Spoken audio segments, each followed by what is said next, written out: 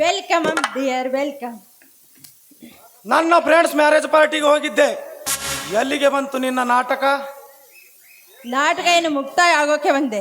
ಈ ಆಸ್ತಿಯನ್ನೆಲ್ಲ ನಿಮ್ಮ ಹೆಸರಿಗೆ ಬರೆದು ಈ ಮನೆಯ ಒಡೆಯನ್ನಾಗಿ ಮಾಡೋದು ಒಂದೇ ಬಾಕಿ. ಎಂತಹ ಚಾಣಕ್ಯ ತಲೆ ಹೇಳೋಳೆ ನೀನು. ಈ ಕಲೆಬರ ಹಾಕಿದವರು ನೀವೇ ತಾನೇ. ನಾನು ನಿಮ್ಮವಳು ಅಂದ ಮೇಲೆ ನಿಮ್ಮ ಆಜ್ಞೆ ಮೀರೋದಕ್ಕಾಗುತ್ತೆ. ನಿಮ್ಮ ಮಾತಿನಂತೆ ಎಲ್ಲ ವ್ಯವಸ್ಥೆ ಮಾಡಿ. ನಿನ್ನಂಥವರು ನನಗೆ ಪ್ರಿಯತಮೆಯಾಗಿ ಸಿಗಬೇಕಾದರೆ ನನಗೆ ಯಾವ ಜನ್ಮದ ಪುಣ್ಯವೋ ನಾ ಕಾಣೆ. ಬಾರಂಜನ ಬಾ, ಚಂದ್ರನ ಹಿಂಬಾಲಿಸಿದ ತಾರೆಯಂತೆ ನೀನು ನನ್ನನ್ನು ಹಿಂಬಾಲಿಸಿ ಹಾಡಿ ತಣಿಸು ಬಾ. ನಿಮ್ಮ ಆಜ್ಞೆಯನ್ನು ಮೀರುವುದುಂಟೆ?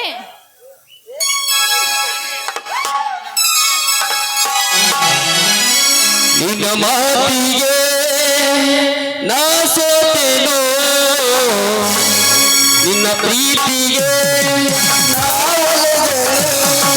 ನಿನ್ನ ಮಾತಿಗೆ ನಾ ಸೋತೆನೋ, ನಿನ್ನ ಪ್ರೀತಿಗೆ ನಾ ಒಲವೆನೋ. ನಿನ್ನ ಕಂಡರೂ ನಿನ್ನ ಪ್ರೀತಿಗೂ ನಾ ಸೋತೆನೋ.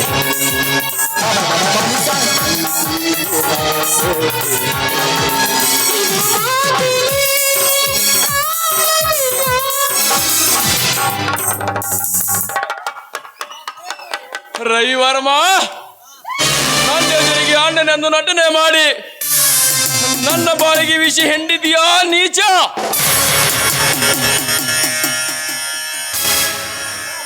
ನನ್ನನ್ನು ಪ್ರಾಣದಿಂದ ಉಳಿಸಲಾರೆ.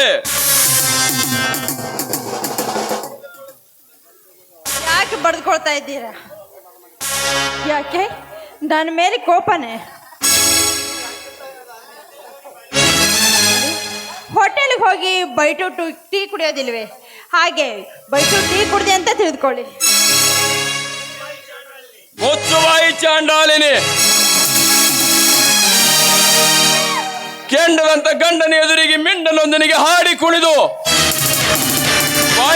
ಬಾಯಿಟು ಕಾಪಿಗೆ ಹೊಲಿಸಿ ಈ ಗಂಡ ಕಟ್ಟಿದ ತಾಳಿಗೆ ಮಾಪಿ ಅಂತ ಹೇಳ್ತೀಯೇ ಸೂಳೆ?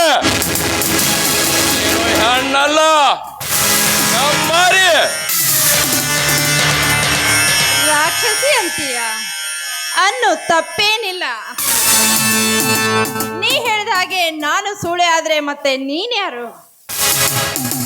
ಮಾಡಿಕೊಂಡ ಮಡದಿಗೆ ಮೋಸ ಮಾಡಿ ಮತ್ತೊಬ್ಬಳನ್ನು ಮದುವೆಯಾಗುವುದು ಮೋಸವಲ್ಲವೇ? ನಾನು ಸೂಳೆ ಆದ್ರೆ ನೀನೇನು?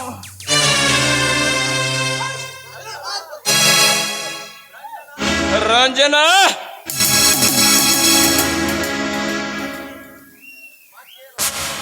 ಮತ್ತೇನು? ಹೆಚ್ಚಿಗೆ ಮರು ಮಾತನಾಡಬೇಡ. ಥೂ ಮಾಟಗಾರತಿ ಹೆಣ್ಣೆ, ನಿನ್ನನ್ನು ನನ್ನ ಹೆಂಡತಿಯಾಗಿ ಕಟ್ಟಿಕೊಂಡು ನಾನು ದೊಡ್ಡ ತಪ್ಪು ಮಾಡಿಬಿಟ್ಟೆ.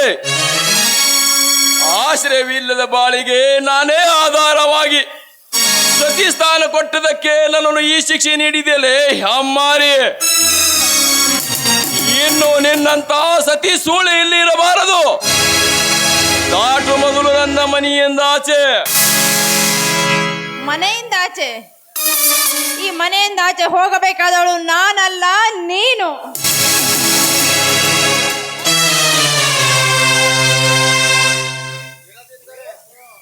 ಇರದಿದ್ದರೆ ಕತ್ತು ಹಿಡಿದು ಹೊರಗೆ ದಬ್ಬಬೇಕಾಗುತ್ತೆ. ಥೂ ಬಂಡ ಹೆಣ್ಣೆ, ಅಂದು ರಾಜವರ್ಮನ ಮನೆಯಲ್ಲಿ ನೀನು ಹೀಗೆ ಇದೆಯಾ ಅಂತ ತಿಳಿದಿದ್ದರೆ ಅವತ್ತೇ ನಿನ್ನ ಕತಿ ಮುಗಿಸ್ತಿದ್ದೆ.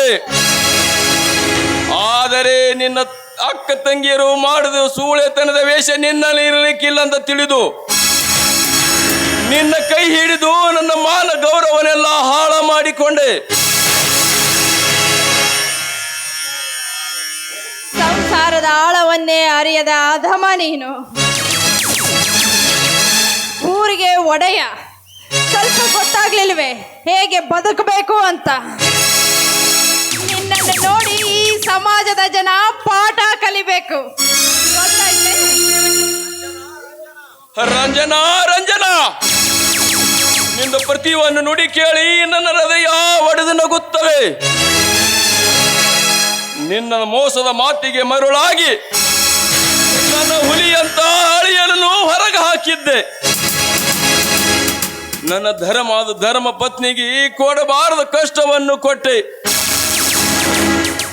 ಫಲವತ್ತಾದ ಆಸ್ತಿ ನಿನ್ನ ಹೆಸರಿಗೆ ಮಾಡಿ ಉನ್ನತ ಸ್ಥಾನದಲ್ಲಿ ಇದ್ದ ನನ್ನ ಗೌರವವನ್ನು ಹಾಳ ಮಾಡಿಕೊಂಡೆ. ಪಂಚಾಯಿತಿ ಸ್ಥಾನ ಏರುವ ನನ್ನ ಮಗನಿಗೆ ಬಂಗಾರದ ಕವಚ ಇರಲಿ ಅಂತ ನನ್ನ ತಂದೆ ಹಾಕಿದ 10 ತೊಲೆ ಚಿನ್ನದ ಬಂಗಾರ ಕಳೆದುಕೊಂಡೆ. ನೀನು ಹೆಣ್ಣಲ್ಲ, ನನ್ನ ಹಾಲಿನಂತ ಸಂಸಾರದಲ್ಲಿ ವಿಷ ಬೆರೆಸಲು ಬಂದ ರಾಕ್ಷಸಿ.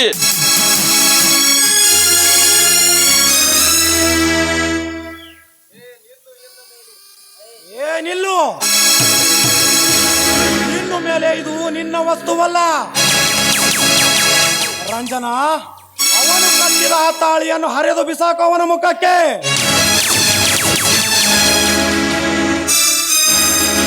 ಮಾಡ ನೋಡಿ, ಮೊದಲು ದಾಟು ಈ ಮನೆಯಿಂದಾಚೆ. ಲೇ ರವಿವರ್ಮ, ನನ್ನ ಹೂ ಎಂಬ ಸಂಸಾರದಕ್ಕೆ ಮುಳ್ಳ ರಚಿದ ನಿನ್ನ ಪ್ರಾಣ ತೆಗೆಯದೆ.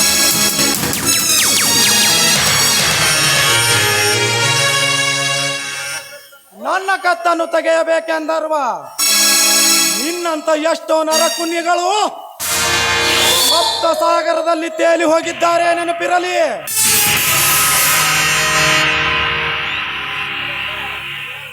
ರವಿವರ್ಮ,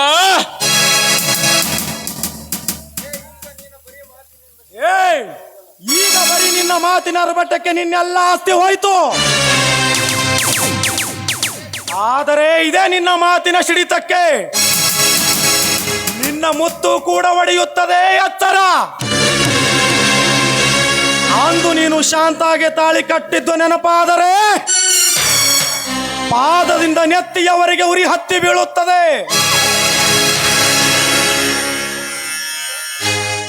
ಅದನ್ನೆಯೊಂದು ದೊಡ್ಡದಾಗಿ ನಿರ್ಮಿಸಿದೀಯಾ ಕಟುಕ. ಏ ರವಿವರ್ಮ,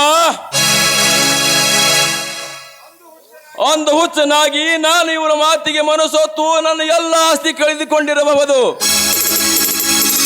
ಆದರೆ ತಾಕತ್ತು ಕಳೆದುಕೊಂಡಿಲ್ಲ. ಲೇ ರವಿವರ್ಮ, ನೀ ಹಾಕಿದ ಮುಂದಿನ ಸಂಚಿಗೆ ನಾ ಮಿಂಚಿದ ಮೆಡಿನಾಗರನಾಗಿ ಹೇಳುವ ನಿನ್ನ ಜಡವಾದ ದೇಹಕ್ಕೆ ಹೊರಬಂದು ನಿನ್ನ ಸೇಡಿಗೆ ಸೇಡೆಂಬ ಪ್ರತಿ ಮಹತ್ತರವಾದ ಶಬ್ದ ನಿನ್ನ ಹೃದಯ ಮೇಲೆ ಬರೆಯದಿದ್ದರೆ ನಾನು ಶ್ರೀರಾಮಚಂದ್ರನೇ ಅಲ್ಲ.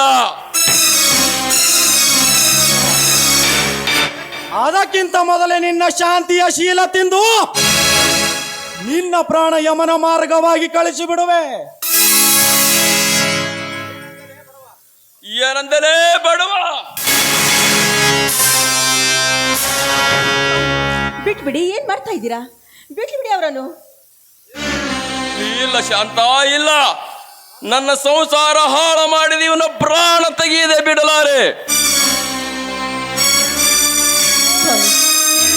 ನನಗೆಲ್ಲ ಗೊತ್ತಾಗಿ ಹೋಗಿದೆ, ಇವರು ಎಂಥ ಚಾಂಡಲರು ಅಂತ. ನಾನು ನಿಮ್ಮ ಮುಂದೆ ಹೇಳಿಲ್ಲ ಅಷ್ಟೇ. ನೋಡಿ, ಇವರ ಜೊತೆಗೆ ವಾದ ಮಾಡೋದು ಒಳ್ಳೇದಲ್ಲ. ನಾವು ಬದುಕಿದ್ರೆ ಇಂಥ 10 ಪಟ್ಟು ಆಸ್ತಿಯನ್ನು ನಾವು ಗಳಿಸಬಹುದು. ಈ ಮನೆ ಬಿಟ್ಟು ಹೋದ್ರೆ ಹೊರಟೋಗೋಣ, ಬನ್ನಿ.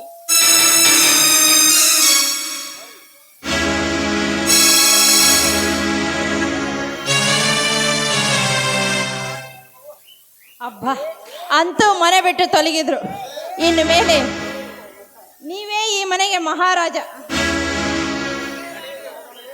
ನಡೀರಿ, ಇನ್ನು ಒಳಗೆ ಹೋಗೋಣ.